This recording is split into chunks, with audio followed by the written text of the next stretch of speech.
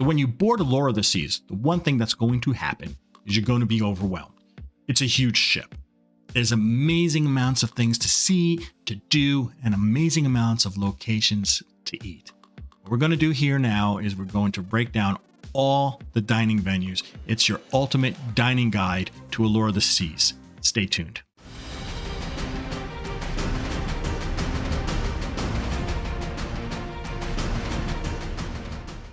Hi everyone, and thank you for joining us here at Cruise Seekers. This is Rob, your host, and we are going to break down all the dining options that you have on Allure of the Seas. There are so many choices. There's both the free stuff that's included in your cruise fare. There's the things that are going to cost you a little bit of extra coin. We're going to separate it in those two different ways. So stay tuned. We want you to enjoy this. We're going to give you some really good information so you can plan out where you want to go and eat when you're on Allure of the Seas. But before we get into that, I want to thank everybody again for helping us grow this community. We are growing so fast. I can't wait to hit that 3,000 subscriber level. I hope to hit it before we go on our trip on Allure of the Seas coming in October 29th. But if you're not a subscriber, please think about subscribing, turn that little notification bell on. We do all sorts of things like this. So without further ado, let's get into this ultimate dining guide. We're going to start off with the things that are already included in your cruise fare. And the first one, where everybody tends to go once they board the ship, is the Windjammer. The Windjammer is your buffet venue that you will find on any Royal Caribbean ship. But on an Oasis class ship, which Allure of the Seas is, this place is huge. Tons and tons of stations. You'll get pretty much whatever your heart's desire from all around the world. You have your typical American grilled type of stuff. You have your Indian food. You have your Asian food. You have hand-pressed paninis, you have pasta stations, you have meat carving stations. A lot of these things change in and out depending upon the day. It's a wonderful location. Oh, and that dessert bar location and the different cakes and the different choices, crazy, amazing. In the mornings, you have some hand-pressed smoothies of all different flavors. Every day, those flavors change out. It's a great place to kind of say, hey, I wonder what the smoothie is today, and go up and just grab one and go.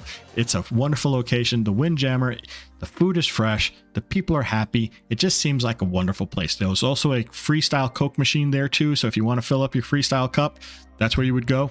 If you do have a gluten allergy, they do have a lot of choices of gluten-free options. Also, if you're a vegetarian, again, you'll see things that are vegetarian options as well.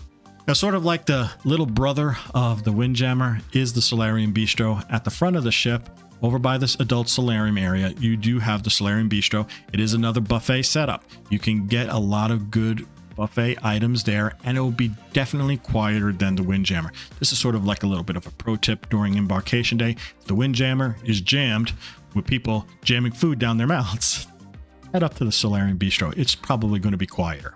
Now, of course, included in your fare is the main dining room. The main dining room on the Allure of the Seas is amazing. It's 3 stories tall. It's a beautiful, beautiful venue. And the chefs there really kind of make sure that they try to get the food there to that caliber of the venue. It's not going to be your typical banquet fare. I think it's definitely one step up on Royal Caribbean ships, and the last time we were on the Allure of the Seas, the main dining room did a wonderful job. The service staff there, they're all top notch. The main dining room definitely can become a wonderful experience for you. Enjoy it. It's included. Good food, good people, good service. Now, if you happen to book a suite or you are a Pinnacle member, you do have access to the Coastal Kitchen. If you're in a junior suite, though, you're going to be able to go to the Coastal Kitchen only during dinner times, but you need to make a reservation. And the same thing goes with the folks who are Pinnacle members. If you're a Pinnacle member and you want to do some dining at the Coastal Kitchen, go and talk to the maitre d' and get yourself reserved for your dinners. Coastal Kitchen does have a nice kind of fusion between California and Mediterranean food, and the service at Coastal Kitchen is impeccable. They do everything they can to make you happy. One of the things that I did notice that they do change out the menus often at Coastal Kitchen. If you were at a Coastal Kitchen venue before and there was something you really liked and you don't see it on the menu, ask your waiter. They might be able to make it for you. Now let's get into some quick bites. Some places you want to grab a quick bite to eat when you are on the ship. These are great venues that are, you're not sitting down, you just kind of grab and go, good things like that. First place we'll talk about, we'll go from the back of the ship and start moving our way forward, is the doghouse. So the doghouse is the place you are going to want to go if you are in the mood for food in a tube. I always like a good hot dog. I don't know, I'm from New York. I guess it's kind of in my blood. And if you happen to be on Allure of the Seas during football season, where they will put up those football games in the Aqua Theater, who does not like watching football with a hot dog? Now, if you go back into the Royal Promenade, you will have two locations you can go to for some quick bites. You're going to have the Café Promenade and you're going to have Sorrento's. Café Promenade is a great place to get some nice sandwiches, some really small little salads here and there, some really quick pastries. That's a great place to get some of those quick bites along with your specialty coffees. And in the evening, Café Promenade has some amazing little appetizers. Those fried artichokes, great stuff. They also have this thing called spicy marinated cheese. Again, a great little snack in the evening. One of my favorite pastries from Café Promenade are called the Lead Zeppelis. Now, I'm 100% Italian, so Zeppelis do have a little place in my heart that just is reserved for them. And of course, if you're in the mood for pizza, some late night pizza after an evening in the casino or after having a great night out with your friends and family, pizza, late night, it sort of goes together. And you get that at Sorrento's Pizza. You will also find the Coke freestyle vending machine right outside of Sorrento's. Now, the final quick bite location that I'm going to talk about is found in Central Park. It's called the Park Cafe. Park Cafe is another location that people tend to go when they first get on the ship. And that's because they have a wonderful sandwich. It's called the Kimmelwick sandwich. It's a sandwich made out of roast beef that's freshly carved, goes on these wonderful homemade buns that they do on the ship. The buns are to die for. They got some kosher salt on the top, some poppy seeds. They have other things too. They got hand-tossed salads. They have sandwiches, paninis, you name it, those type of really quick grab and go type of things. It's a wonderful location for some quick bites. Just remember, this place is not open during dinner. Okay, let's round out the last places that you can get some food for free. One of them is located in the spa. Yeah, Vitality Cafe does have some food and it is free. It's not just all smoothies and protein shakes and hand-pressed juices. Things that you kind of would want if you're going to get some energy before you do your workout. Now, the final thing we're going to talk about is room service. Now, room service is included for your continental breakfast in the morning. It's 100% free. Now, if you want an American breakfast, there's going to be a fee. Just like there's going to be a fee after breakfast hours. That fee is $7.95, but it's for everything. It's for whatever you order. But hey, for $7.95, and if I'm getting 2 Wagyu prime beef hamburgers with bacon and cheese on top, that's a pretty good deal if you ask me. Yeah, that's right. Get the Royal Burger. Prime Wagyu cheeseburger. Yum. That's it for the stuff that is included in your cruise fare. Let's start talking about the stuff that's going to cost you a little bit of extra coin. And we're going to start with the restaurants you will find in Central Park. Central Park has 3 wonderful restaurants in there. They have Chop's Grill, they have 150 Central Park, and they have Giovanni's Table. We're going to start this conversation off with Chop's Grill. Chop's Grill is your typical American steakhouse. Now, I personally think you will get a good steak at Chop's Grill. Will it be a great steak? Maybe. Maybe, but you will get a good steak. I also really like the sides there. If you're a traditionalist, you can get those Yukon Gold mashed potatoes and some cream spinach. It's a good location. Definitely go if you're in the mood for a steak. Now, if you want something a little bit different, the one place that I would recommend is 150 Central Park. 150 Central Park kind of takes the concept of farm to table and brings it onto the Allure of the Seas. They do use locally sourced fresh vegetables for their dishes. It is a interesting presentation. They do take your classic entrees and they kind of do a twist with it. Instead of a beef Wellington, they do a lamb Wellington. So yeah, that's the kind of things that you're going to get there. The other little pro tip to look out when you're at 150 Central Park is some of those menu items, you'll see a little TS symbol associated to it. When you see that TS symbol, that means the entree or the appetizer that you are getting will be prepared tableside for you. So if you're into tableside preparation, there you go. Now you know how to get it. And finally, we're going to talk a little bit about Giovanni's Table. Giovanni's Table is probably our favorite restaurant on Allure of the Seas. We went there 3 times our last cruise.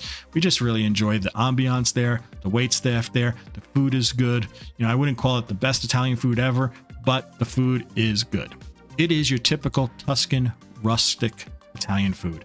Ossobuco, tagliatelle, gnocchi, all those type of things, right? It also could be served family style. You can share. It's a nice meal. If you're going to go to one restaurant on Allure of the Seas, I would recommend Giovanni's Table. And now let's talk about some of the other specialty restaurants that you will find on Allure of the Seas that is not located in Central Park. The first one we're going to talk about is Samba Grill. Samba Grill is a Brazilian steakhouse where people come around, they call them gachos, where they would come around with meat on a stick and they'll just start slicing it off to you. They also have a wonderful appetizer bar location, and they have these Brazilian cheese balls that are kind of bread feel to it, but they are made out of cheese. delicious.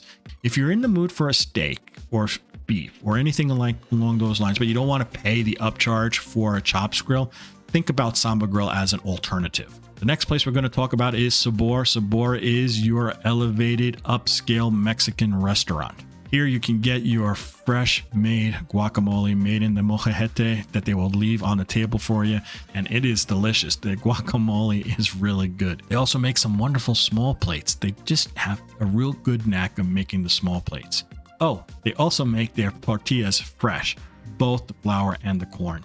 Finally, let's talk a little bit about Izumi. Izumi has two types of locations in there. They have both the hibachi grill location and their sushi location. The hibachi grill is your typical Japanese teppanyaki type of location. It's a lot of fun. You have a great chef there cutting up your meats, just giving a good show, juggling, all sorts of fun, right? Throwing food back and forth. It's just a communal atmosphere that is just something to behold if you've never done it before. If you've never done a Japanese steakhouse hibachi type of grill, try it out. It's a lot of fun. But if you're in the mood for sushi, you'll be on the other side of the venue. That's where you'll find the sushi restaurant. Great sushi, nice and fresh, a little bit of a twist, a lot of things that you won't necessarily find on land. Now, there are some quick eat locations that you can go to that does cost you money. The first one, of course, being Johnny Rockets. Johnny Rockets is located in the back of the ship, again, right across from Sabor by the Aqua Theater. This is the place you're going to go if you feel like you want some classic American diner food. They got a great burger,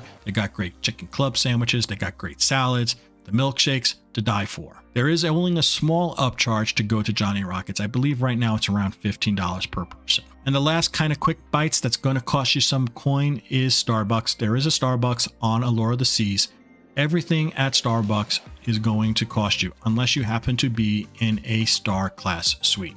If you're in a star class suite, Starbucks is included. But hey, if you're in the mood for one of those lemon squares, or if you're in the mood for a Frappuccino, this is where you're going to go, because sometimes when you want a Frappuccino, you really need a Frappuccino. If you're a Starbucks person, you'll know what I mean. So let's now talk about our final option for dining on Allure of the Seas, and that is the chef's table. The chef's table is a special experience. It's a food experience where you will get some of the best food you will ever have on a Royal Caribbean ship. When you sign up for the chef's table, the chef de cuisine on the ship will guide you on this amazing culinary adventure.